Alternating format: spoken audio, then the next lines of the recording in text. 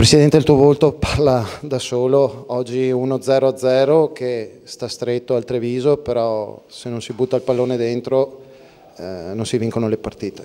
No, non è che non si vincono le partite, non si vince nemmeno il campionato così. Amareggiatissimo, pensavo a una reazione della squadra di fronte ai 3 pareggi ultimi maturati, invece ancora una volta facciamo fatica ad andare in gol. Ti fa male la contestazione dei tifosi che comunque non è rivolta a te ma alla squadra? No, capisco la contestazione dei tifosi, anzi probabilmente anche la avvallo perché di fatto è vero quello che sta succedendo, no?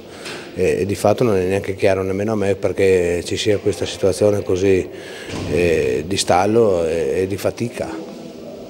Senti, adesso ti riservi 48 ore un attimino per riflettere, per decidere un attimino su da farsi, perché ormai siamo arrivati al giro di boa e di sicuro le dirimpettaie non vengono raggiunte.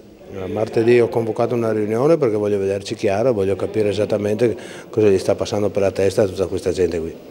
Senti, l'ultimo nuovo acquisto, Lipe, è entrato nel secondo tempo, però ha dimostrato di avere insomma, le qualità per poter dare una mano al Treviso.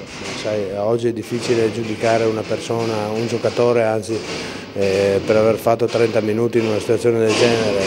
Speriamo che possa dare il suo contributo, basta.